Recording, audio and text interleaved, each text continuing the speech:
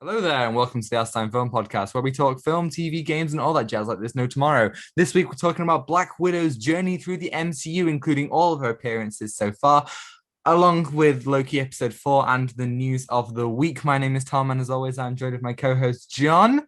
Hey everyone. This is going to be a very interesting talk about Black Widow and Loki. Loki was a Aha. very Ah. was very interesting this week, wasn't You it? know, in fact, it's a whole MCU episode. We literally have one piece of news, and it's Spider-Man. We're just doing all the MCU this week.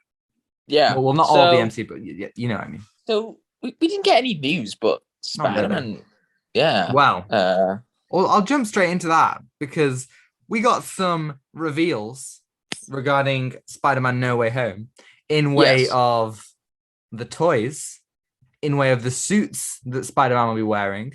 So we've got 3 suits revealed that Spider-Man will be wearing, but particularly we've got you can see them, you can see the 2 that we're gonna, the main 2 on screen now.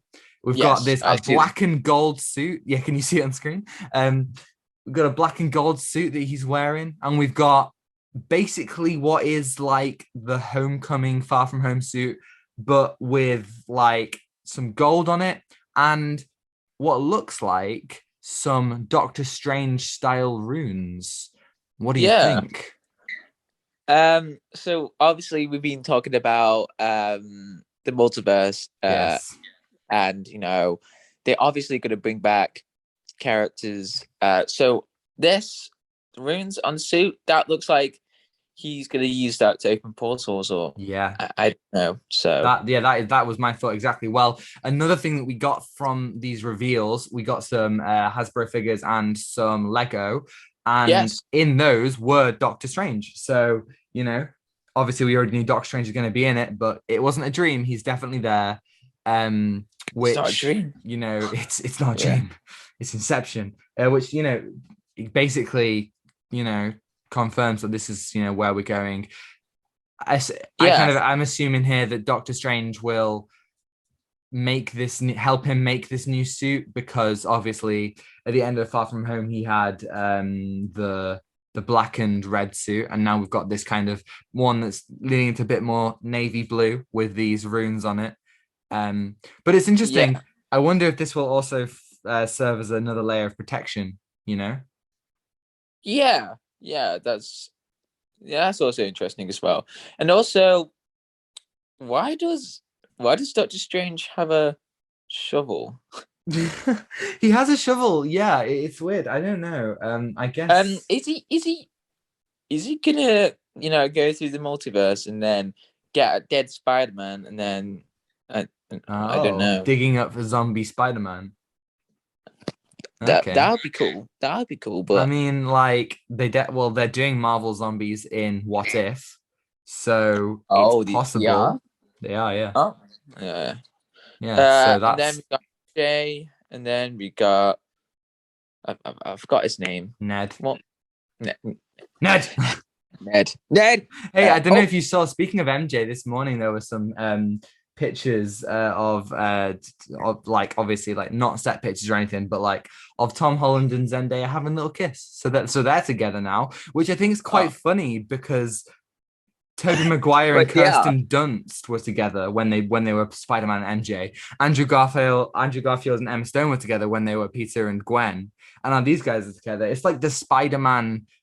I don't want to call it a I curse, but it's the Spider-Man kind of I like was about to say tradition. that, but Yeah. I feel like it's like a Spider-Man trap. Like Oh, they're trapped into can't play this. Peter Parker and his love interest without getting a little bit close, I Oh, guess. that's funny because we've seen Spider-Man love interests over the years, and yeah, it's Well, I think mm, obviously the big thing about these toys, nothing, no Tobey Maguire, Spider-Man, no Andrew Garfield, no pre-existing villains, no new villains, no Gwen Stacy, Mary Jane, any of the characters from any of those universes.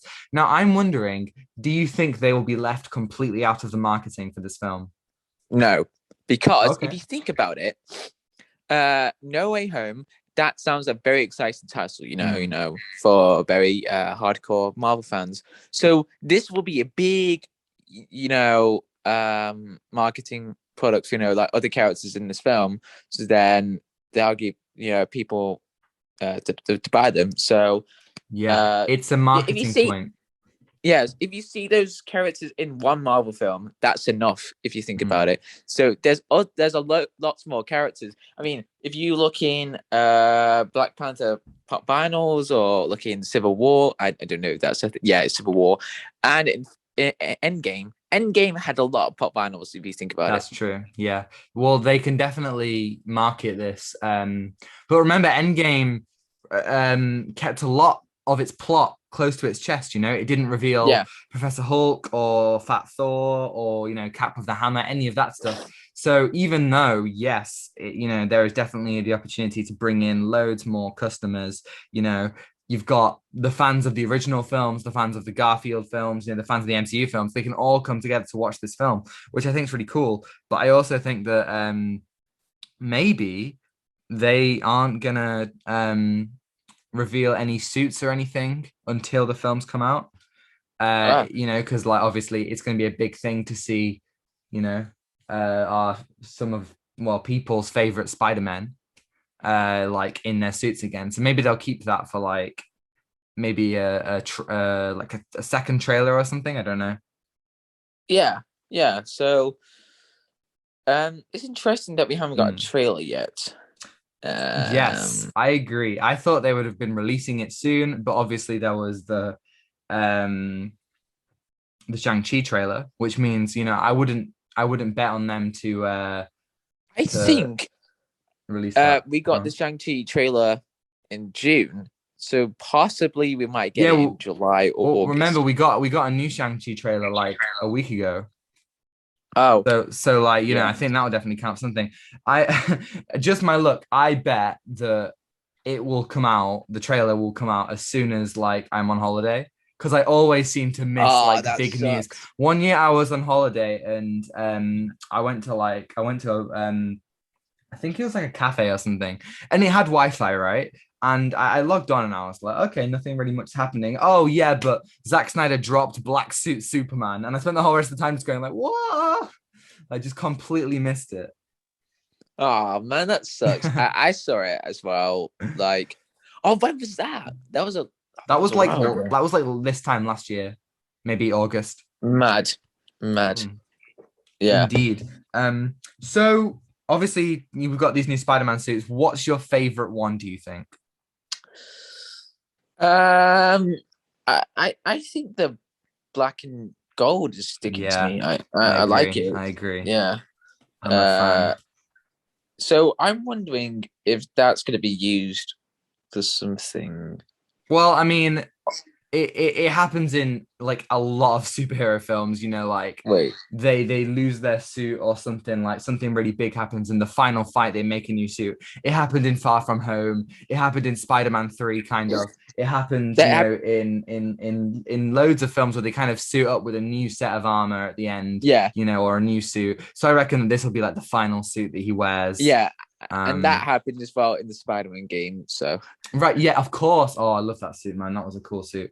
The thing's yeah. interesting because this is the second black suit they've done. But what happens when they want to do the symbiote suit? It's not going to be that special because, Yeah. they would have done a black suit twice. Yeah, that's weird. Yeah. Yeah. Yeah, definitely. So I mean, I don't know if you remember when the first set pictures for Far From Home came out, and it Yeah. was Tom Holland and Zendaya swinging together, and Tom Yeah. Holland was wearing the black and red Spider-Man suit. Yeah. I Those suits look excellent, but the films put a lot of CGI over them. I really hope that they Yeah. don't put Yeah. CGI over these Yeah. new suits. Yeah. It's too oversaturated. I mean, we've all seen. I mean, I think you've seen the original suit they were going to use for Civil War. Yeah. Yeah, that Yeah. original Civil War suit had raised webbing. It was very sexy. Yeah. So yeah. Yeah. So I like the suits. But I think we're gonna see more Mm. of it. So yeah, Yeah, we're yeah. just waiting on that trailer, waiting with bated breath, I guess. Yes. Yes. Trailer. Yes. Before Spider-Man Far From Home even comes out, we have other MCU content, Of course. particularly Loki. This week, Oh, episode 4, entitled Nexus Event, I think. The yes. Nexus Event, The indeed. Nexus event. Ooh. So, full spoilers, first of all. Yes. Disclaimer. What do Yes. you think, John? Get out. Get Oh, out. okay, I'll leave then. I'll go. Uh, uh, Okay, I'm uh, sorry. All right, uh. okay. Okay. Well, it's Bye. just me now. It's me now. Now. Oh my God, John, I'm back. Oh, what? Oh my And God! You I watched the show brought already? I brought Richard E. Grant with me. Wait, what? I brought Richard E. Grant as Loki. Yes. Right. So You watched the mid-credit scene, right? I did. I did. I did. Okay, good. Okay. You I brought thought it me. spoiled it for you then, and I was like, oh. Uh, okay. Yeah. What do I think about this episode? I thought this episode was really good. Mm. I thought it raised a lot of questions and it was explored in this episode. I thought this was like picking up the pace for what's about to come in this last few episodes. Yeah, Yeah. and I agree. yeah, yeah, I think I would definitely yeah, call this the best episode so far, yeah, which I is really, agree. really good. I mean, like, I think WandaVision peaked in episode 4.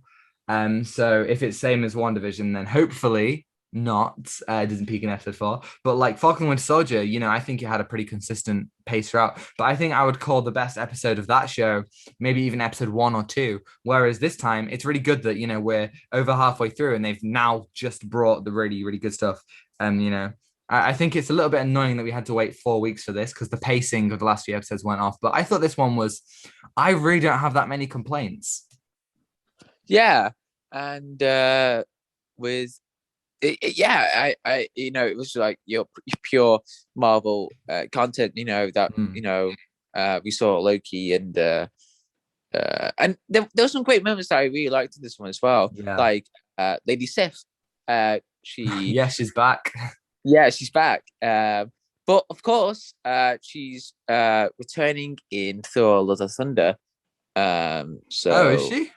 yeah, Oh, cool. Didn't know that. yeah, it was on the news a while ago. I don't know. It was a headline event. Oh my God, Lady Sif's back.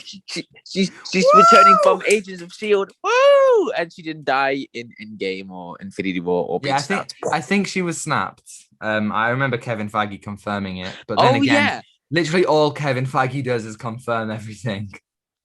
oh yeah. He confirmed that the Gallagher player guy snapped in Yes. Oh the. my God. Yes, of course. He did, yeah. Oh, weird. and yeah, it was really cool hearing that. But anyway, Loki, it was really it was really good that they explored the variants in this episode, like the idea of like what if without what if with all variants, and it really thought, oh my God, what the TVA is really evil, and thinking who is the real villain of the show. Yes, So that's an interesting kind of point of content that I thought was really interesting. Like some of the best moments were, when people kind of realized that they were the name of the time cop. I can't remember her name. Her name's like 17 or something. You know what I mean? C20. C20, sure. Oh wait, which one? The one. So Sylvie takes her back to the Rocks cart place in the storm. That's B17. yeah. Yeah, I think it needs to Yeah, be 17. yeah, that's We B seventeen. you'll know who I mean. And she shows her like what her life was, Yeah, and she just kind of starts to cry, and she was like, "Oh, I was happy there."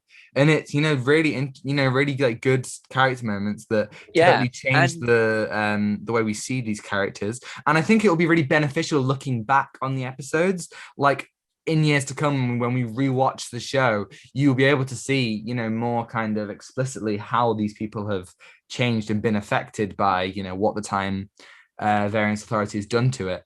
Them. yeah, and you can see the inspirations, influences in this episode, like Blade Runner, and finding out what if we are a variant, or Mm.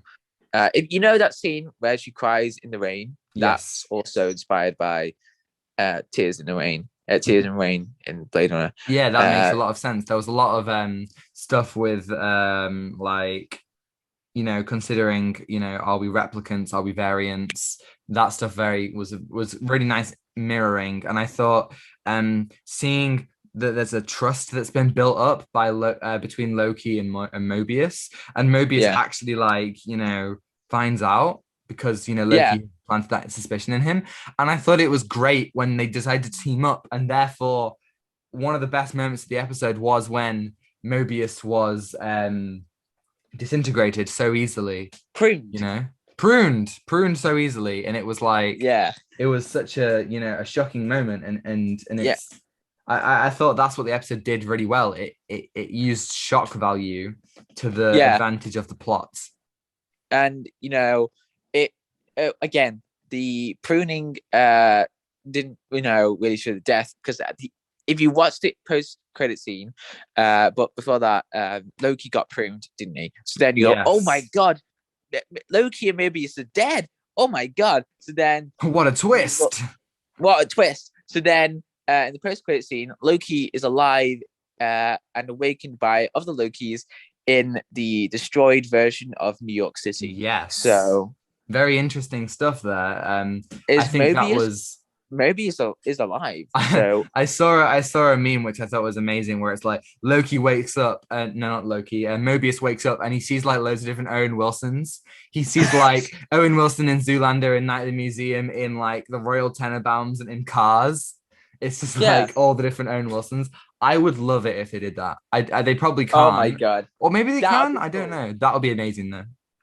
Yeah. How many of Uh those does Disney own? Disney definitely owns Night at the Museum and Cars, so they could use oh Lightning my McQueen god. and Oh Jebediah. my god. We just If they do gotta count cars, all the things that Disney Disney owns that Owen Wilson's in. Be oh my perfect. god. Bro, if they do cars, it's him being Lightning McQueen. Oh my god. That'd be great. Well, because we got Yeah. Alligator Loki, and one Oh of my god, alligator Loki. one of the four Lokis that kind of greet Loki upon his awakening. Alligator Loki. Why can't you do Lightning McQueen? Let's Hmm. do it, man. Yeah, Let's let's do it. do it. But also the plot twist in this whole episode was that the timekeepers are robots. Ooh, Oh. ooh, and we think, like throughout the series, we go, who are the timekeepers? And we thought that it was going to be Kang the Conqueror, but Yes, I then definitely thought Kang has hands in it somewhere. I did see that Jonathan Majors is listed as being in this show. what? Um, Oh my god, so I yes. think there is a likelihood that he will be in it as Kang. Um, I'm And not quite sure also, where I saw that though. there's a hidden detail on. Okay, so at the start of the episode, you see Renslayer taking away Loki, Sylvie Yeah. when she was in Asgard, and Yes. if you see the serial number, I don't remember. It's Oh my God, A11. is it Mephisto? No, God damn it. right. So there's a number called A11, and that's Mhm. listed back to the first appearance of Kang the Conqueror. That's an issue A11. Oh. Oh, that's cool. So yeah, That's the first I appearance. think it's likely that Kang has some sort of role in this. As I say, I saw Yeah. Jonathan Majors listed in the cast. So I think that's likely. But I think from the beginning, I think we said it last week or maybe the week before. I always thought the timekeepers would be dead, or just there would be something Yeah, wrong with the yeah. I timekeepers. didn't think about that. So So I definitely yeah, think it makes sense that they're not alive, that they're robots, and that they're yeah, like it's a very Wizard of Oz situation, like the big thing, and then it's just like a little guy behind the yeah, curtain. yeah. And we know that Renslayer is not the real villain of the story because when Sylvie, Renslayer was open, to have Sylvie to kill her. So then, she said like, do it. So then Do she's not it. the real villain. Yeah, So I think it's interesting that that as soon as she finds out, that the timekeepers are robots, that's it for her. She's like, well, my whole life has been a lie. There's really no point in any of this. yeah, so yeah, it's interesting to see how the TVA was formed, and obviously, this sounds like Kang the Conqueror did it, and no, I keep hearing theories, but I don't think this is a good theory. But I don't know. Yeah, But remember, folks, uh, speculate responsibly. right, apparently, the TVA is in the quantum realm, Okay, that's interesting. I mean, and it makes it's sense. in the place called Chronolopolis, and that's where Kang the Conqueror is from. Oh yeah, and they're doing Quantumania. Yeah, Yeah, I think that makes a lot of sense. Particularly, we've explored the quantum realm as a vehicle, a vessel of time travel. We're getting more quantum realm exploring in Ant-Man 3. Kang the Conqueror is going to be in that. I think that makes a lot of sense. I think that's a really good idea. I also think now I've only seen Ant-Man and the Wasp once, so I do not remember, but I remember we saw a city in the quantum realm. Did that we did. happen? That is Chronolopolis. Oh, okay. Right. Yeah. Because I remember seeing that. And I think that makes a lot of sense. And I think that'd be a really interesting direction for it to go, especially since Ant-Man and Ant-Man 2 haven't really had loads of Yeah, relevance. You can kind of skip yeah. them in the grand scheme of the MCU. It was all side plot story. It wasn't that relevant to the Yeah. whole story, but it did have that idea of time travel for Yeah. for Endgame. So yeah, and what else? I really like the music as well. Yes. Like when we started the show, I was a bit like, and the music's fine, but now I'm really digging it. Yeah, Like like the the music for different. the ending was very, very well done. Oh yeah, I love the music. And I was watching New Rock Stars for Ah, for yes. Love hidden him. details. Love him. They're great. They're great. Yeah, they are. Uh, but I don't take their series hugely because I don't want to ruin my. John, it's Uh, Mephisto. It's oh my God, Mephisto. Mephisto! It's Loki was Mephisto all along. Oh Oh my wait, God. Loki is an no, anagram of Mephisto. bro. If they What? do, it was Loki all along. Loki all along. It was Loki all along. They just got to do that for every villain now. They're obliged to do it. But Oh, seriously, I hope Sharon. we never see No, Agatha not ever Sharon again. Carter. Aaron Carter? No, sorry, for Falcon and the Winter Soldier. Power Broker. Yeah. I've got a name. Yeah. That is Sharon Carter. Sharon Spoilers, by Carter. the way. Sorry, spoilers. Yeah. Yeah. Sharon Carter. Yeah. It was Sha- me. I was the Power Broker all along. she And was then you got Mephisto. Agatha. Oh my Yeah, God, it was that's me all along. interesting. We have had two in the shows so far. We have had two twist villains. However, something very interesting that I want to bring up is that originally we were going to get Falcon and the Winter Soldier first, and then WandaVision, and then Loki. And I think that makes a lot of sense because it goes from like a regular MCU show to like a bit more of a weird one in WandaVision, and then to Loki, which is a lot more exploratory of different things of like the wilder concept of the MCU. So I really think that I think that had we got this as it was originally intended, this would be providing us with some more context for WandaVision straight away. Some of Yeah. those aches that we didn't itches that we didn't get fully scratched by that show. And also, Little Miss Minutes. Mm. That's interesting. So I'm wondering if Little Miss Minutes is like a hidden spy for Kang the Conqueror. She could be. I mean, she is everywhere, which I think is likely. Wait, someone's at the. Who's at the door? There's somebody at the door. Who's at the door? Let me check. I can see a van outside your house. Oh my God! Why is there a van outside? We're going on an adventure, Oh guys. my God! Is that a big parcel? A big parcel. Oh my! Oh, no. it's not for you. He's like knocking nearly down. Okay, I've got a question. Why is the van, sideways? Why is the he van like sideways? doing the Fast and Furious? Is he doing the Fast and Furious? Oh my God! Yeah, they're gonna drive underneath the truck. Oh my! Do you remember the time? Okay, so folks, we were in Tom's place, and then we Did saw you a say van. folks? Yes, folks. Folks. I don't know. I tried to say. Wait, Never is that parcel for you? Because this guy's going to different houses. I don't have a parcel. Oh, okay. Well, go on. The van. Oh my God, the van that almost hit the house. So we were at Tom's place, and then there was a van that was speeding just so fast down the road. It was like he was being fast and furious. Fast and Furious, and it was like about to crash whatever house. Oh my God, it was about to crash, and then it just went to that. But yeah, do you remember that? I remember that. Of course I do.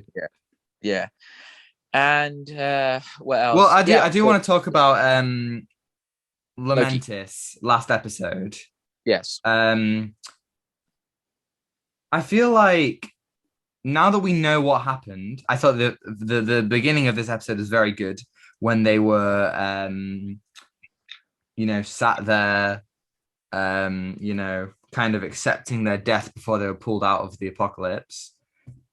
Loki and Sylvie this being, but I definitely think that this episode makes last week's episode a little bit worse because last week's episode doesn't go anywhere. It's just like a side plot, which is an excuse for character development, and of course that's a good thing. The character development did lead to stuff this episode, which we'll talk about in a little bit. But it also, could have just been fixed if they hadn't have got right up to the door of the timekeepers. Again, as I said last week, it makes the thing feel a lot less relevant. But speaking of which, John, we got a little bit of incest to talk about.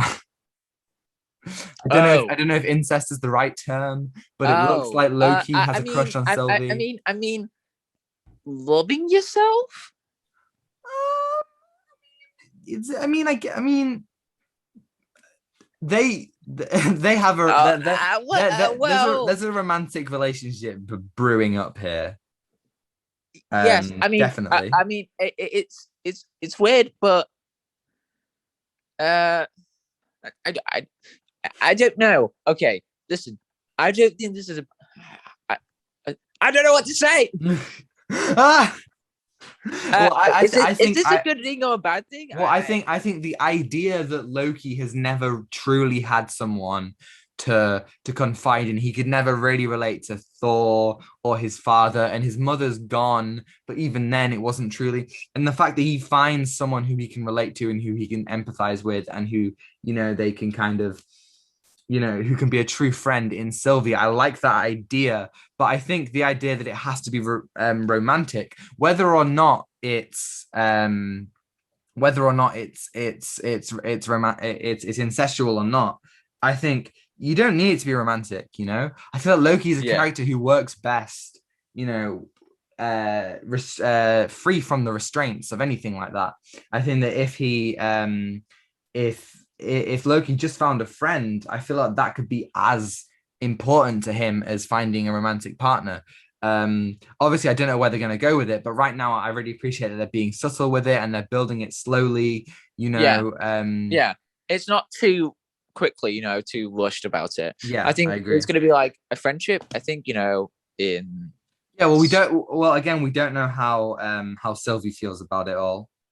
So she could be pissed. She might be angry. I guess. Okay. Yeah, maybe. I don't know. But yeah.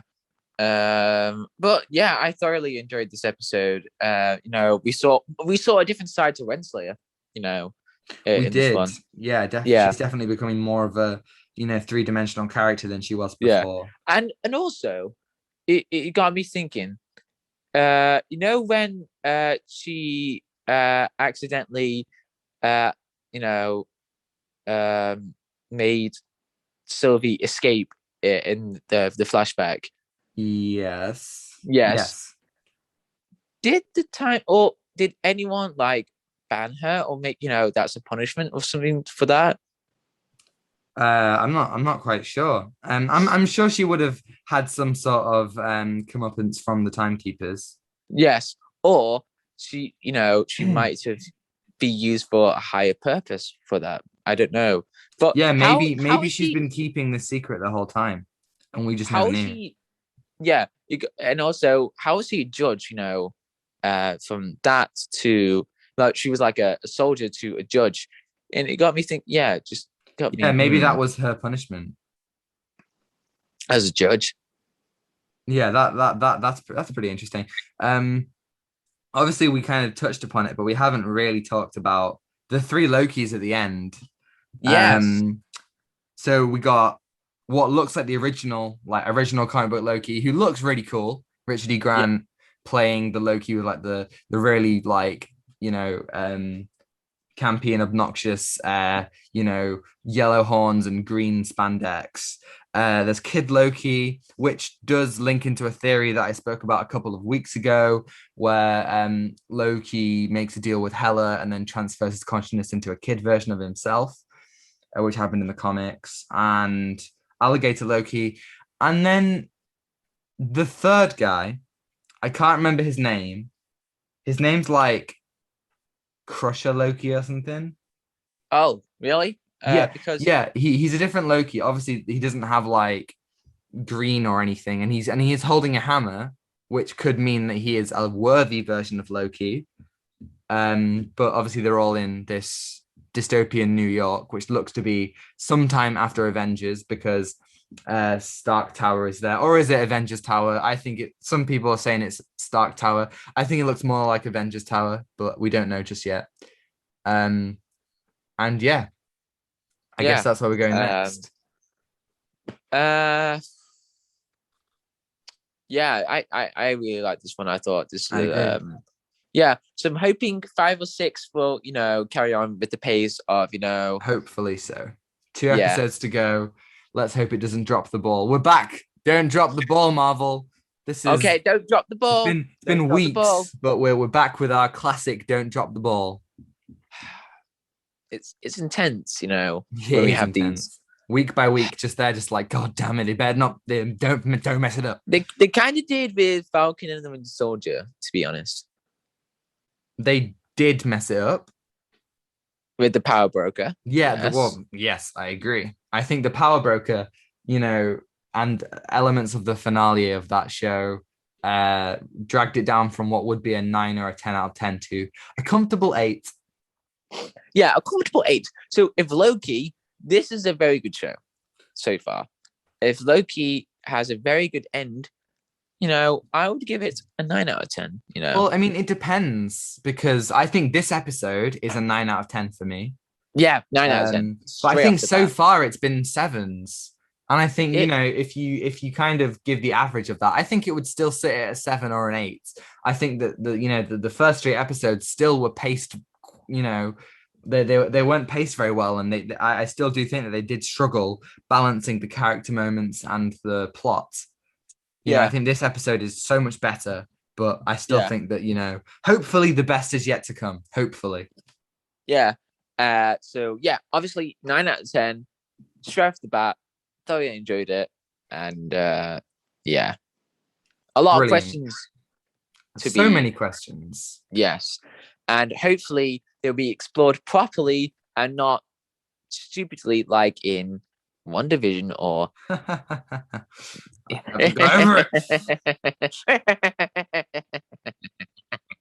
sorry. So before our next episode of Loki, let's take a Trip blasts. down Let's memory take a lane. trip. Let's take. I couldn't have said it better myself. Let's take a trip down memory lane and talk about before Black Widow comes out, which we will be covering next week. So tune in a week for us to talk about Black Widow. I'm excited. I don't think it'll be that good, but I'm excited. I hope it's good. Wait, you're But let's excited? talk about. Oh I'm boy! excited, John. It's a Marvel film at the cinema. How can I not be excited? Oh my Let's god! talk about. Hopefully, Oh, Black oh, Widow will boost oh, the revival of oh, cinemas. yes. Hopefully, I mean, Fast and Furious was already pretty popular, so let's hope that Black Widow is. Yeah, You yeah. know, Thank for Fast and Furious to give us the head start. yes. Black and no, Fast and Furious. Sorry, And then but we I can guess all go see Space Jam. Woo! Space Jam. Woo! Space Jam. Looks bad, Yeah, but hopefully it won't be stupid or it will be stupid. But yes, anyway, it will be. yes, we're going to be talking Black Widow right now, right here.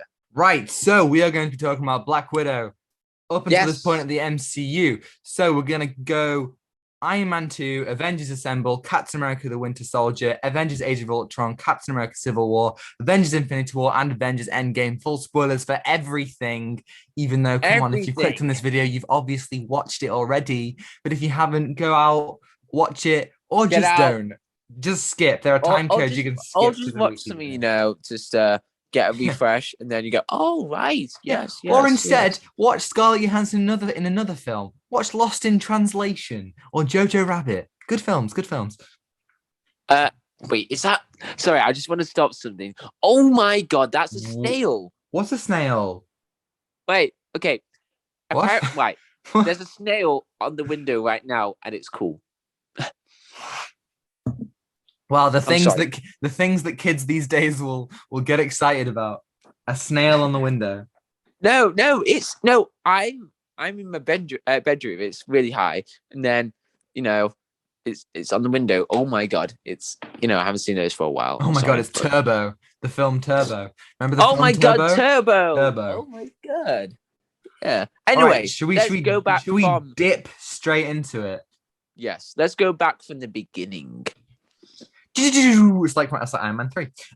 Yeah. So Iron Man 2. This Two. is all the way back in 2010. Black Widow's very Wow. first introduction to the MCU. So obviously, we're not going to be talking about the whole film. We're just going to be talking about Black Widow and Black Widow's role in the film. What do you think about Black Widow and Iron Man 2? I thought it was a really good introduction, really, Yeah. to the character. I mean, finding out what she truly is. She's working for Shield, Mm-hmm. and we don't explore much of her, but it was really cool, to see her, helping out Tony, and then I really like that scene where she fights the enemy. I don't know which enemy it was. It was all. Is it all the goons when she just like goes Yeah, the through all the goons. whole Yeah, way? the goons. Yeah, I agree. I think action wise, it's a very good introduction. It's some of the coolest Black Widow action yet. But I think a lot of her role in that film is set up for things to come. Yeah. As we watch it now, obviously it wasn't always intended, but it sets up her relationship with Nick Fury and Shield, which is enforced in Avengers, which is then broken down in Winter Soldier, and it also serves as set up for Avengers itself. You don't really get a full sense of who she is. She's very shrouded in mystery in this film. Yeah. It doesn't really pull back the curtain. Yeah. We kind of know that she's skilled in different languages, in different like forms of martial arts. She is obviously going undercover as an assistant to Tony Stark and Pepper Potts and Stark Industries. So I think that you definitely get a cool introduction to her, but you don't really get a sense of who she is. And I think as the films progress, what's good about it is that you do get to know more about her, which I think is, always good. Yeah. Yeah, I think that's it about for the I don't know. I mean, good introduction. Nothing. Yeah, there's not really much to it. I think that's the problem. Yeah. Especially as it stands now, when she's such a popular character. I understand it makes total sense. As soon as she was as soon as she had her first appearance, people were saying that we needed a Black Widow film, and I think it would have been really helpful back then. You know, Yeah, it would have strengthened the team of the Avengers. It would have made, let's say that she had a film in between Avengers and Winter Soldier. It would have been perfect to see her working with Shield. You know, maybe develop her relationship with Hawkeye a little bit more. So then when we see Winter Soldier and see how that all breaks down, you get a more of an insight into that, yeah. So yeah, good introduction, as I said. Should we move on to the next one? Avengers. Avengers. Ooh. Well, first of all, Joss Whedon's a dick. Oh That's my the god, yes. allegedly. That's the first thing we have to say. But I do Yes, think Josh that Whedon. I do think Yes. Avengers holds up. I think it's a really solid superhero film, and I think it's one of the MCU's best films in general. Yeah. And I mean, yeah, apart from him being um Yeah. a dick, yeah, yeah. Yep. Just couldn't think of anything else, but just to, be, friendly and everything, but he's just not a good person at all. No. But he yeah, Black Widow, I thought Black Widow in this was very good. Mm. Um You get I a lot mean the more character, to her. yeah. But again, this started the whole love interest for Hulk. Yeah. I mean, I think the annoying Kinda. thing about Black Widow at the start, you know, from pretty much from Iron Man 2 to Age of Ultron, not entirely, but generally, yeah, I think Winter Soldier is the outlier here, but she's definitely an object. I think Scarlett Johansson recently in an Yes, interview, she yes, described yes. her very much as like a piece of, like a piece of meat, like a lustful Yeah, object for the men to look at. And I think it very much is male gazy, and yeah. she, is supposed to be like, oh, the sexy one, and it's like, Yeah, you definitely see that in the beginning yeah, of the film where she gets interrogated oh by yeah, the, definitely. yeah. And she And and she whips the guy with her hair, which I thought was the funniest moment ever. She's like, whoosh, um the but weirdest yeah, thing. Scarlett Johansson, I wanted to talk about this, Scarlett, about this, the whole thing about Scarlett Johansson. Mhm. So like in interviews she's been asked like horrible questions Yeah, about, she really has. yeah, and it it Not fair. really, it's not fair, but she just, she doesn't deserve it. But like directors like Joss Whedon or other directors, like sexualize women into an object. Yeah. I It's think it's a lot that. worse in Age of Ultron, which we'll talk about closer to the time. But Yes, that was. Oh everyone my god. Yes. until later down the line, everyone was kind of thinking that Black Widow and Hawkeye were a couple. But I think that one of the things that does work quite well in Avengers is Black Widow's relationship to Hawkeye. It's very underdeveloped, but you understand that she has an emotional connection to him. It's the reason why she ends up leaving her undercover mission. She has many moments where she's like more bothered about him and researching him, and they have a fight, which I think is really cool. I also think that she can be the voice of reason in Avengers. Like when all the guys are kind of like, arguing with each other, she's kind of like, guys, but I also think that there are some really good sequences, like with her and Hulk, when Banner starts to transform. I mean, when I watched it when I was a kid, I ran out of the cinema. I was terrified. And I think Black Widow seeing Hulk and being really scared of Bruce turning into the Hulk is one of the standout like scenes of the film. Yeah. And yeah, I thought it was good. Yeah. I don't know what to say, but she had like really good character interactions between Iron Man. Yeah. So wait a minute, I haven't thought about this properly. There wasn't a lot of character interaction with Thor and Black Widow. No, I don't think Thor and Black Widow interact much at all over the entire MCU. I can't remember many times they actually talk, which is a bit of a strange one. Yeah, because she interacted Yeah, she's basically like she's got a relationship with most of the core Avengers apart from Thor, which I think is interesting.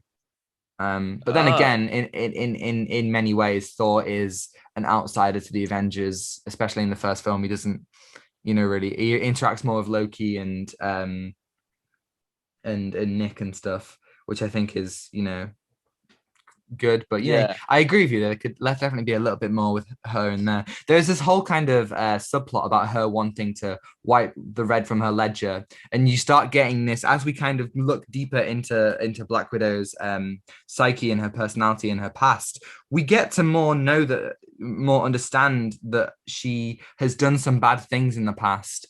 And she wants, to feel at home somewhere, which she briefly has with Shield, and then goes on to have in Avengers, which I think is across her at this point seven film arc.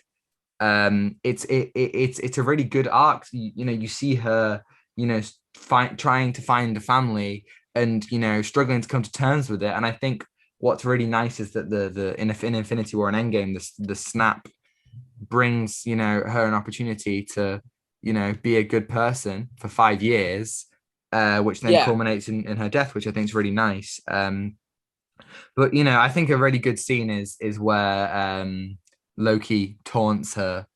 Definitely one of the reasons why Loki's become such a fan favorite character. And he's yeah. like, "This is my bargain, you mewling Quim," and she's like, "You're a monster," and he's like, "No, no, you brought the monster." Oh, I want to rewatch Avengers, John. I Oh, want to rewatch I Avengers rewatched it. When was it? In before Justice League in March. Yeah, Yeah, yeah. You remember that, of bro? course You I remember. remember? Of Oh my course I remember, god. man. Okay, yeah. I like that scene. Definitely. Yeah. I thought Avengers and Iron Man 2 brought out the wits within her. Yeah, Yeah, yeah. yeah. And I think that. Let's move on. Winter Soldier is this crafted her into an actual character. Yes, Obviously you yes, start off the film on the Lemurian star and her and Kappa having a little bit of banter, and they have a relationship there. They're good friends, and I think immediately that's cool. Of course it is.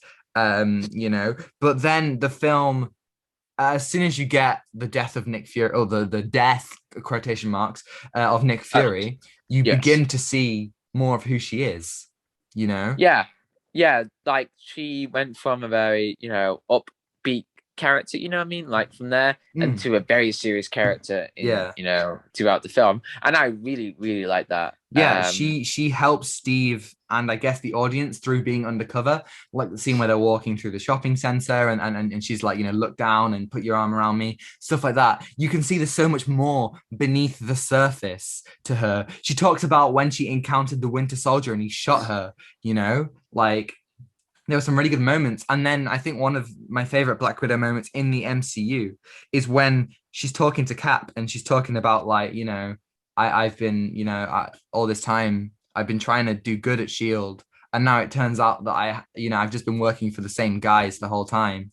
And, I'm not really sure what that good means anymore, which I think is, it makes sense. It's the best thing for her to be, it's exactly where, if Winter Soldier takes Shield out of the MCU, that is exactly where I want to see her character go, kind of be confused without it. Yeah. I think I think Black Widow throughout in Iron Man 2 and Avengers, you can feel like that she's a little bit of a side character. I don't know. Yeah, She feel like a little bit like that. But in Winter Soldier, I feel like that she greatly, had that impact throughout the film, and to explore more of the character. And I yeah. cannot believe Winter Soldier came out in 2014. Oh, I know, right? I mean, it feels like yesterday, but it's one It's of the so best weird. MCU films. Like, Oh my god, there's yeah. not a doubt about. I mean, it makes so much sense that after Winter Soldier, Marvel were like, "Yeah, Joe and Anthony Russo, you can do Civil War, Infinity War, Endgame," because they nailed it with Winter Oh my god, Soldier, yeah. absolutely nailed it. And I think it's interesting that Oh, John, I had a point. Oh yeah, she's become a bit more three-dimensional now. You Yeah, know, she's not centralized. just in Iron Man 2, no one can, like physically or mentally hurt her. No one can beat her in an action sequence, and no amount of taunting from Tony or whoever will, affect her. You get a little bit of it in Avengers when she's when the Hulk is like attacking, and Loki is kind of talking to her. But I think in Winter Soldier, you feel, she gets like shot. She gets like, like her whole like world mentality is kind of brought down. And at the end, she kind of makes a bit of a self-sacrifice, electrocuting herself. Yeah. And I mean, her whole ending sequence with Nick Fury, I think it's great when she infiltrates the meeting of the heads of Hydra. Yeah. And yeah, she's more centralized, Yeah. in this film. And I appreciate that. Oh man, I really want to watch Winter Soldier right now. Oh Honestly, my god. like whenever I think about, Guardians of the Galaxy, Avengers, Winter Soldier, Infinity War, which I would call the best of the MCU, those four films, I just kind of just want, I'd be like, oh, I want to watch it now because like they are such, they define so much of what the MCU is and can be, Oh, and are definitely still the best of it. And I think it's really cool that 3 out of 4 of those films have Black Widow in, and they all kind of define each step of her journey. Not yeah. not like the most explicitly. I think a big step of her journey comes in Age of Ultron. Let's talk about Age of Ultron, shall we? Oh boy. Age of Ultron. This is when you get all the Joss Whedon bad stuff. I definitely think. Yeah. Do you wanna take this one? Do you wanna go first? Okay, so this one was different. I mean, Hmm. Yeah. yes. So we get to see more of the relationship between Bruce and Natasha, and Yes. we get to see, are they going to be serious about the relationship, or are they gonna be distant apart? And I again with this, I don't think this film did anything too good with Black Widow. I I thought she was a agree. bit of a side character in this one. Yeah. I wish she was a They more important character in this. Yeah, I totally agree. They really tried to do something with her, and I think they failed colossally. The whole Black Widow Hulk relationship, was never very well integrated into the film. They tried something, it didn't really work. Their relationship felt like it kind of came out of nowhere. They had some very strange flirty scenes, but I think the most frustrating part about it is that from here on out, the rest of the MCU just forgets that this relationship exists. There is one scene in Ragnarok where Black Widow is the thing that brings Bruce back out of the Hulk after 2 years, where Hulk has been the dominant one, which I think is very interesting. I think it's really cool. And I was looking forward to see how they would develop that relationship of Infinity War, and they didn't. And they didn't in Endgame, and now they lost their chance. And so that aspect of Age of Ultron just feels so pointless. So out of the blue, it does nothing for either of their arcs. And if anything, again, it turns Black Widow back into an object. When Winter Soldier did all this development to turn her into a more three-dimensional character, she just becomes a romantic interest again, which is the most boring thing to do with her, I think. Yeah.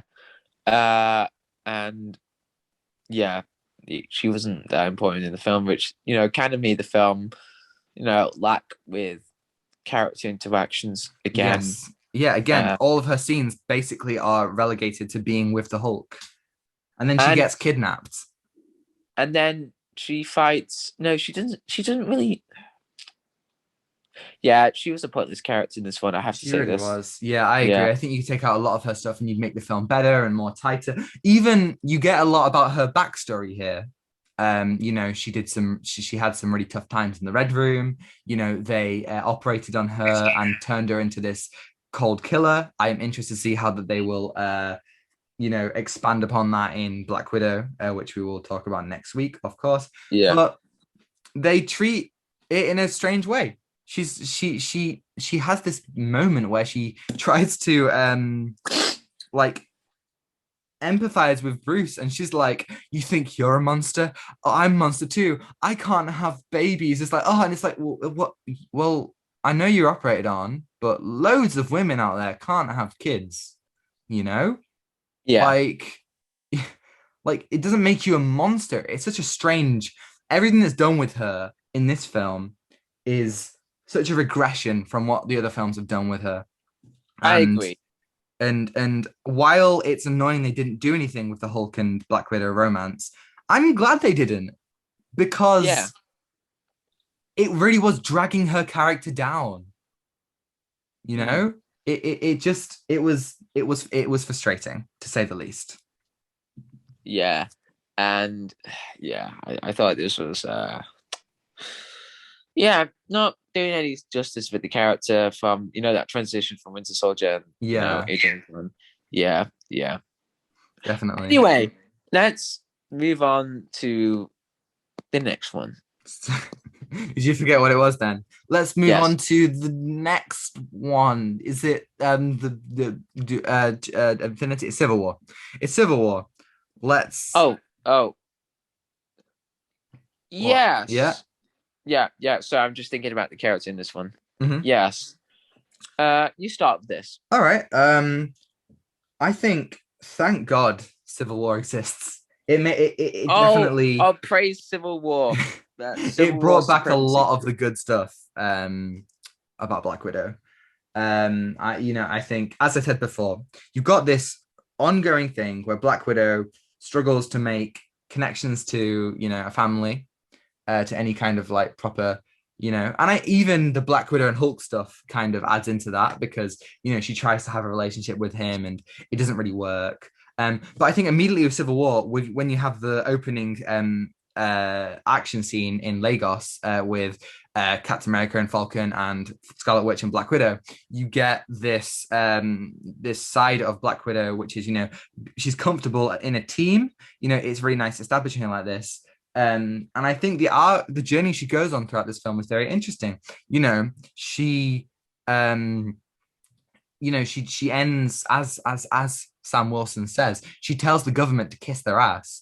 And then she's kind of like, well, yeah, well, maybe it's time for us to go. She felt comfort in Shield, and now she's kind of backing the Sokovia Accords before realizing that there is no real, that Cap is right and that they shouldn't restrict themselves with this. And she never has restricted herself. And she should be able to be with friends and family and, have this connection with the Avengers without having to be a suck up, for lack of a better term. And she, decides to betray Tony and, join Cap, which I think is a very interesting place to take her. She gets Yeah, that chance to, show her loyalty, without having to, be tied down in any romantic way like Age of Ultron did. yeah. Um, yeah. This one, I really like this because it really explored about her loyalty with the different characters, like Iron Man and Yeah. Captain America, and I feel like that she served a great um impact to the film because it made Iron Man think about the things about what he's doing really. Yeah. I think she was like a moral character, like a moral compass in Yeah. this film. Yeah. I agree. There was definitely a lot Yeah, of that. There's a scene where she talks to, just after the airport fight, she talks to Tony about, what's happened to Rhodey. And she talked, Rhodes was like best case scenario. What's going to happen, if someone actually dies? That's going to be on you. I think that's a very interesting place to take her, um especially since she has a lot of experience in this field, with the government and such, um and I think that it makes her all the more interesting. yeah. To explore more about what she's doing properly. Like she's thinking about what being an Avenger mean. Like Yeah. yeah, like what she's doing, and she's like, "Oh my god, you need to be careful." But she thinks about that over the film, doesn't she? And I really like that. Yes. Yeah, I And agree. also, sorry, Yeah, no, go on. Civil War had the best introduction to Black Panther. Oh my god.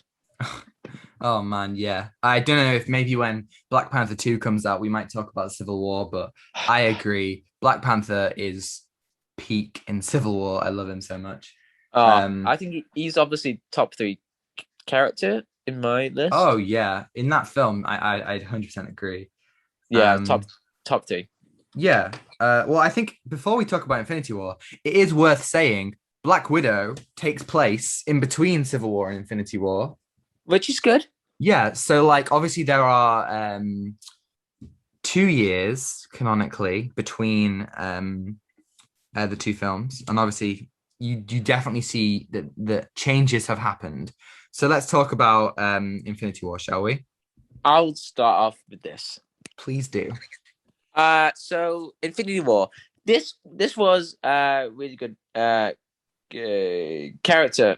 Well, is there a word for like saying a good character? I don't know.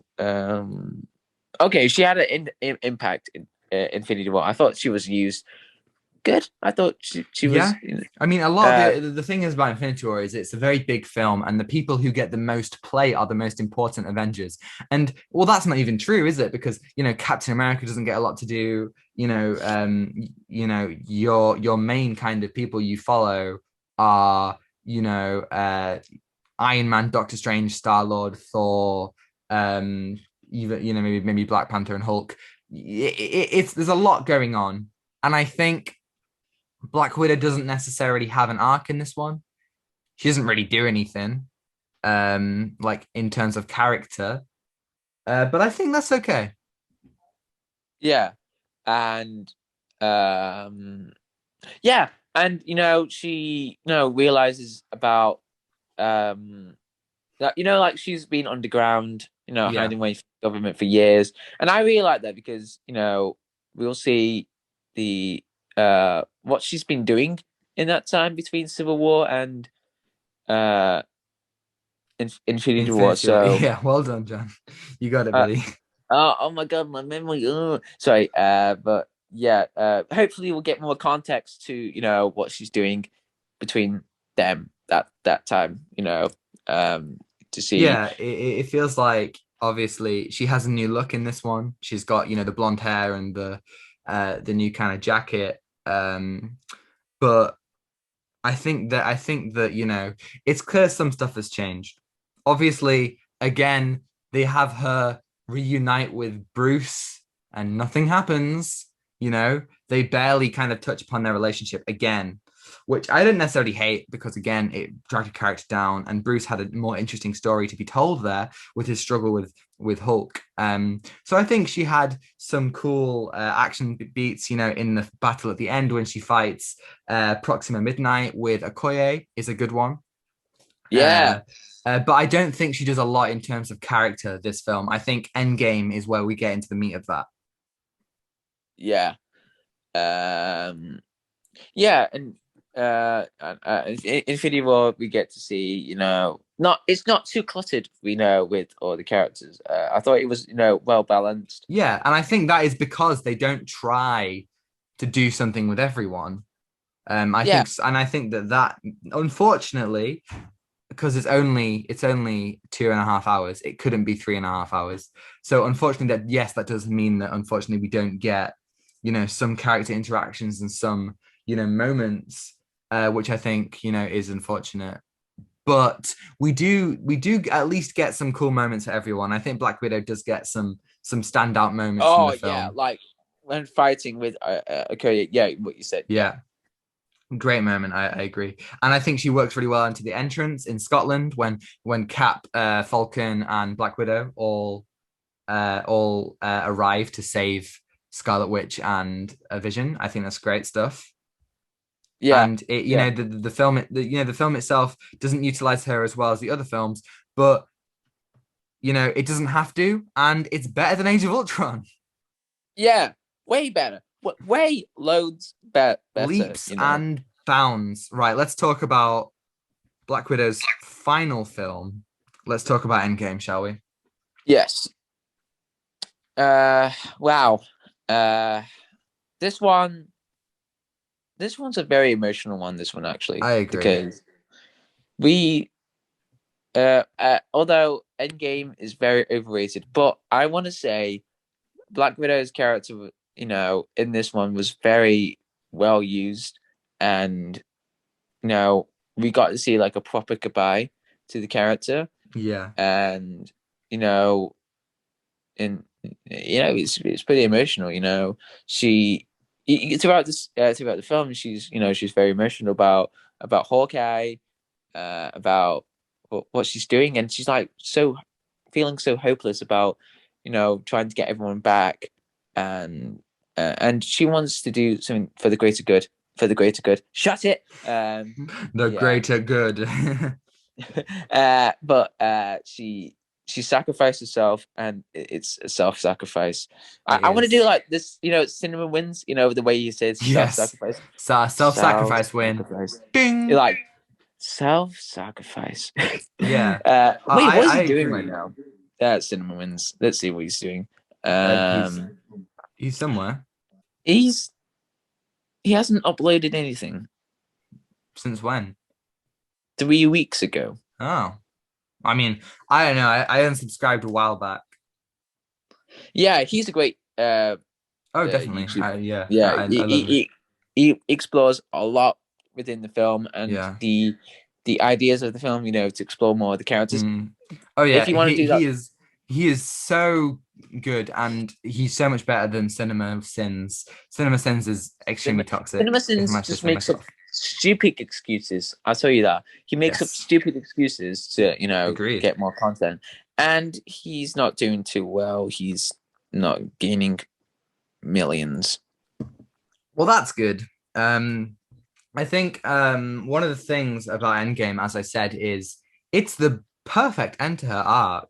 You know, Yeah, it's just a she perfect arc. the Yeah. the whole time in the MCU, you know, as I say, Black Widow, you know, is running away from her past, from, she's struggling with, where she belongs in the world, struggling with her loyalties.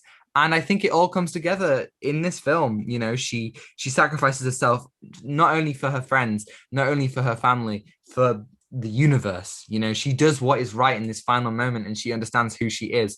And she not only gives Hawkeye a second chance, whether or not he wants it, a second chance to kind of be a good person, but Yeah. she is, it's a pivotal moment which results in a really, really emotional one. When she says let me go, I think is wonderful. She talks about how she had nothing before the Avengers, and I think that the her story throughout the films really reflect that. And it's really, really frustrating that we then get like two scenes of the Avengers mourning her, and then Yeah, they that's move on, stupid. and they go straight back to getting the stones together, bringing everyone back to life. It's like we get this really long, drawn out, emotional send off for Tony Stark. We get a funeral. We get, like loads of scenes of people mourning him. We get Far From Home, which is a whole film about Spider-Man getting over Tony's death. And we barely get anything for Black Widow. It's honestly so upsetting that, that she didn't get, Hulk throws the table. That's about it, Like it how does Hulk feel? He loved her at one point. How does Cap feel? Those two have been in so many missions together. How does Hawkeye feel? They were best Yeah. friends. Why aren't the Yeah. Avengers having a proper funeral? And it makes me so, so upset. The scenes where they mourn her are so, fleeting. That third act of Endgame spends so much time having fun little moments, and they just forget that Black Widow was there, which is really upsetting in my opinion. Yeah, very, very upsetting. Yeah. But I wish other characters realize about Black Widow and, the other things as well. So hopefully Black Widow will the film, not the character, Yes. will give us, a bit of mourning to Yeah, to, hopefully. uh, Yeah, like a proper funeral. So Oh, at the that end, man, would that be nice? and then like, oh, that's a good way, of the heroes, like choose a hero. Yes. He was a hero in the end.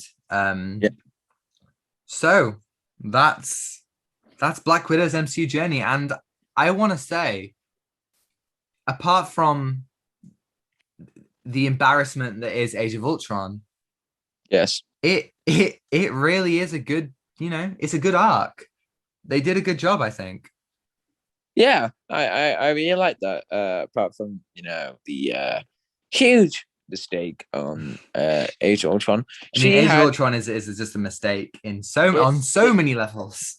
Yes, and you get to see more of the character throughout the films, and I really like that. So I yeah, agree. so hopefully Black Widow will see a proper goodbye to that. So Yes. So yeah, next week, tune in, come back to the pod next week, and we will hopefully be singing the praises of Black Widow as the final appearance of Scarlett Johansson in the role.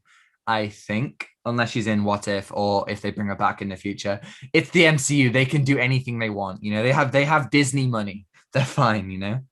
they have Disney money. Oh, I'm Sorry. sorry. Are you tired? Let's move No. on to the let's move on to viewing, shall we? Yes. All right. So do you want to go first? Yes. So this week I have been catching up all the episodes of Rick and Morty season 5. Ah, very nice. Me too. Yes. So I thought this was a very good introduction to season 5.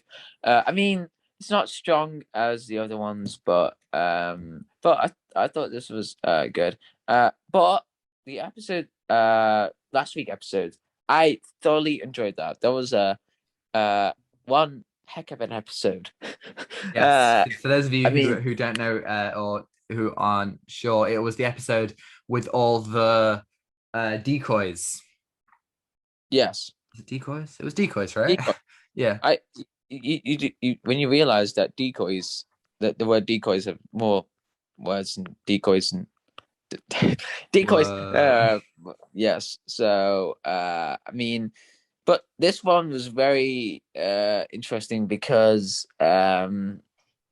we get to explore more of like the decoys. Who are the decoys? Like, what if we are the decoys? And throughout the episode, you go like, "Ah, no, this is the real Smith family. No, that's with the I thought that was the Will Smith. No, okay, so Yeah, I think that's the the, Will the the Smith. beauty of the episode is you never actually find out who the real Smith family is. Yeah, and you just it's mind blowing. So yeah, and also I really liked some the ideas that came out throughout the episode, like spoilers for one bit. There's this bit called Asimov. I don't know, he was a Russian guy. As Asimov, how do you say his name? He's Asimov.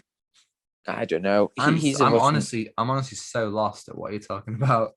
No, there's right. So there's one bit where Rick is talking about the decoys, and he Mhm. explains it with this theory. Asimov, Asimov. I don't know how to say his name. Uh, anyway, it was very. I was looking at it, and it was like, oh, so robots like ex machina. How Mm. um decoys will go against the master.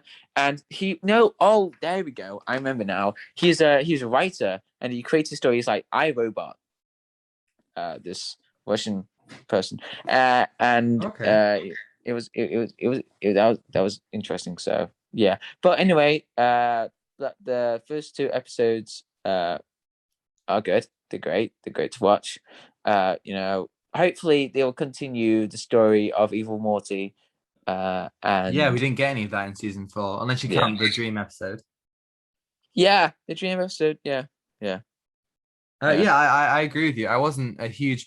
I really liked season 4 part 2, but season 4 part 1 wasn't. exactly my favorite. I don't really remember it, but I think that's the point. I think it wasn't that memorable. But I think so far this season it started out pretty strong. I really liked episode two. Episode one was all right, but I think episode two, hopefully we'll get more like that. Yeah. Yeah, I can't really expand upon it because I don't want to spoil it. But I mean, it brought up really interesting theories as well for Rick in the first episode, where what if Morty is going to be replacing Rick, or maybe this is the season where Rick, Rick and Morty's relationship will be broken up, or yeah, yeah. Uh, what else? Yeah. Also, this week I've got Batman. I am Whoa, Suicide graphic novel. hold up there, buddy. I got things to talk about too. No, wait. That's all for me. That's what I've been watching. Sorry. But I just want to add in Oh, I see, the. I see. I thought you were gonna add I another just one. And I was I like, just what? got a graphic novel. Batman. I am Suicide. It's the story Oh, that. volume two of Rebirth. Yes. So, I'm excited to read that because I haven't read the first graphic novel back in 2019. It was October. Yes, it was October. It was on sale, and it was a really good story. With Batman and with these people who have like Superman like powers in Gotham. I think they're called Gotham people, Gothamites. Wow, The I don't know. how original. How original.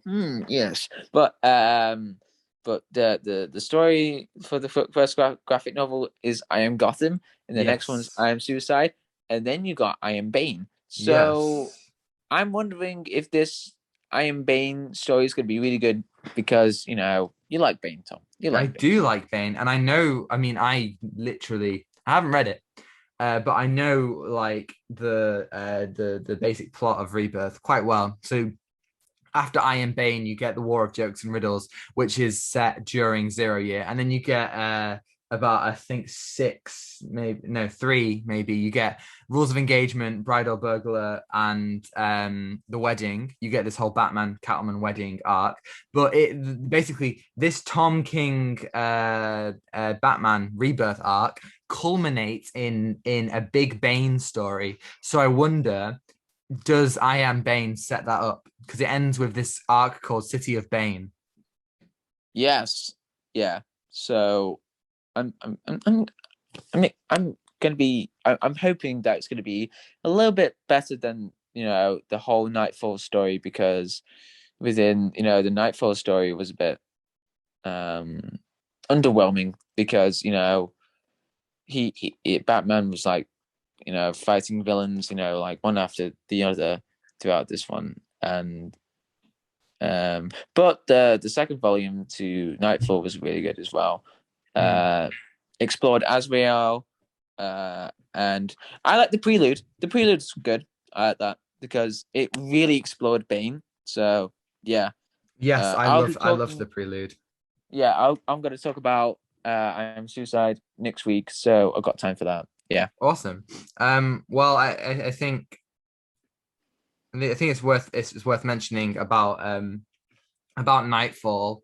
There is like a whole other like story about Azrael being Batman and and Bruce kind of taking over again. So Yeah, I feel like that's something we should probably try and read at some point. yeah, we should like explore more about the whole Nightfall story because I feel like there's more Definitely. to it. Yeah, I Yeah. agree. Okay, Yeah. so I've watched two things this week. So the first thing was I finished Batwoman season two. Obviously this has been going on since January. And it's worth mentioning, first of all, that Batwoman season one was cut short because of COVID, like many TV shows were. And then the main actress got fired and removed. I still don't really know why. I think she was difficult to work with or something. They weren't happy with the direction the show was going in. So season two immediately was a bit of a strange one because it had hanging plot threads from season one. It had characters who were related, who had relationships with Kate Kane, and then they had to introduce a new Batwoman.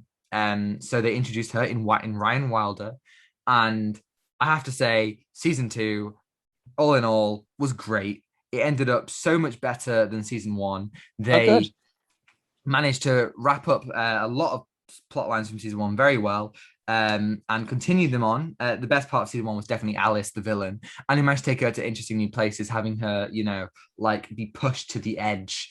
The way that they dealt with Kate Kane, the protagonist season 1, not being there was very clever. It was a little bit obvious, but obviously, of course it was. And I feel like Ryan Wilder as the new protagonist, as the new Batwoman, she did a great job. She wasn't exactly the same as Kate. She has a different personality, and it works. It really does work. They introduced loads of really cool classic Batman villains. You had Black Mask as the overarching villain, and you started the season with Hush. Loads of great stuff there. They've set up some really cool stuff for season 3. And it explored some characters in a really, really satisfying way. This season of Arrow hasn't had major crossovers, and I didn't feel like I needed it. They did a really good job, and they stood on their own 2 feet without relying on Crisis on Infinite Earths, without doing any of that stuff. They didn't, they didn't have to like meet the Flash or Supergirl or anything like that. There was one episode where one character showed up briefly. Other than that, I thought it carried the story really, really well. The middle got a little bit boring, but I feel like especially the ending, the best thing in a TV show is when the finale is the best part. And I think the final 3 or 4 episodes of this season was the best part. So loved it so much, and I really can't wait to see season 3, which is about to start shooting. So yeah, a really good one for Arrow, which is great because this year Black Lightning's ending was very underwhelming. And the Flash isn't that good this season. But Batwoman, Legends of Tomorrow, and Superman and Lois are great at the moment. So that's great. Good to report. Wow, that was a. I wish I was watching something like that this week, but yeah, but I've just been tired. I was just so tired this week, but now Definitely. I feel more awake than ever. That's all right. I mean, to be fair, I only watched one episode of Batwoman this week, but I've been watching the whole season since January, so I thought I'd kind of report on it. Right, yeah. I have one more thing to talk about. Okay, and this one is it's a difficult one to talk about, so kind of bear with me here. So I watched another round at the cinema for a limited screening, and it's a Swedish. I think it's Swedish. Let me check. It won Best International Film at the Oscars, and is Danish. Sorry, and stars Mads Mikkelsen among others in a story about basically people who decide to get really, really, really drunk, right? And yeah. First of all, I have to say this is probably the best film I've seen all year. Now, if you've been listening to the podcast, or anyone who knows me will know, I have been singing the praises of Promising Young Woman all year. I loved Promising Young Woman so much, but I have to say, I thought Another Round was better. It was absolutely amazing. It's a really interesting depiction of alcoholism, and the benefits and the extreme effects they can have on you as a person in your social life through all aspects of you, and how the need to be a better person could sometimes drive you to the opposite direction you want to go. It was very good, and it was lighthearted when it needed to be, but it also packed a very serious punch. It knew exactly when to have the dramatic moments, filled in with a little bit of comedy, which I think is needed for this kind of subject matter. And it's a film that it really did affect me. I have to say that. Oh wow. It was emotional. As somebody who has in my life seen some pretty horrific, secondhand, of course, effects of alcohol, it really, really affected me, this film, in a way that not much ever has. I really struggled afterwards, had a lot of time to kind of think about it and, collect my thoughts afterwards. And, had a little cry as you do. But I think, point is that this film, one of the reasons why I liked it so much and why is because it really did speak to me, and it had this really big effect. I could see myself in a lot of the characters, and I could see situations in my own life that have played out, and it it was something that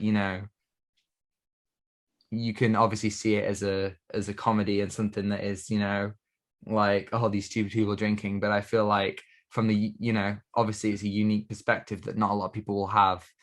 It made me see this film in a whole different light, and I didn't know whether I was going to talk about it on the pod. I thought it might be a little bit too kind of heavy, but I feel like it's something that I need to kind of express. I did love it, but I think there's a lot to it that I can relate to and that I've struggled with, and I would definitely say that people should watch it, because understanding these kinds of issues, things that you wouldn't think are issues, but I think are really important.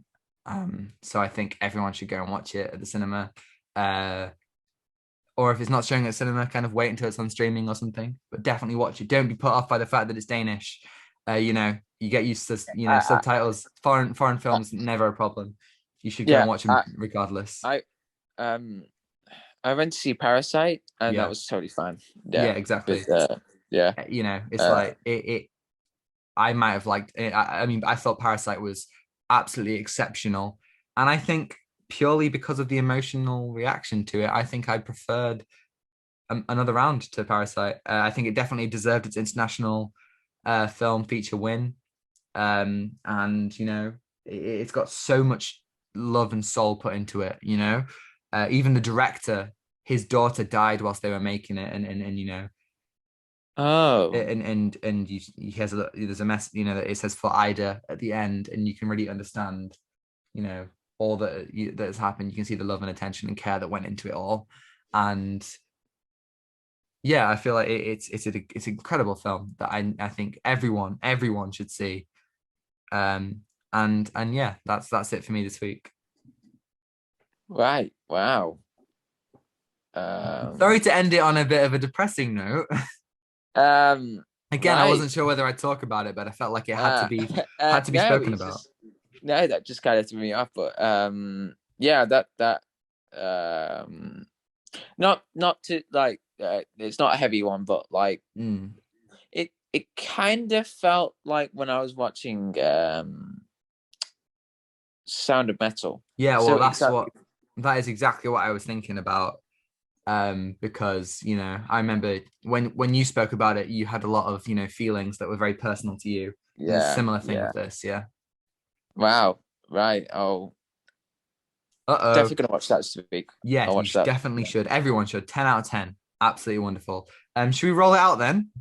Yeah, that's it. That's it for me. Yeah. Brilliant. Well, there's somebody at my door, so John, I'm gonna let you do the outro, and I'll be back. So all right. Yeah. Okay. Good luck. Good luck. Right. This is just me doing the outro. Yeah, this week we had a very exciting topics to talk about, and we talked about Loki, we talked about Black Widow, and we are excited to talk about Black Widow, and yeah, many films yet to come. But thank you for listening, tuning in, whether you're just chilling out. Oh, sorry. Whether you're chilling out or relaxing for this podcast, thank you for listening. But be safe, wear your mask. And Tom, would you like to do the honors for what people to to follow you on? Yes, whenever. Indeed. You can get in touch with us at outtimefilmpod@gmail.com, or follow us on Twitter or Instagram at outtimefilmpod. Remember, if you email us, we will read it on the pod and we'll reply. Or you can follow me on Twitter at Tom the Boardman. John's Twitter is dead now, so rest in peace. Dead. Yes. Rest in peace, John. Yes. I don't know what to do with it. Should I just get the thumbs up John on there? Yes. And put it as my profile picture, and Oh, then in yes. my bio, I'll just put dead, dead, dead Rest in account. peace, John. Like, He has passed.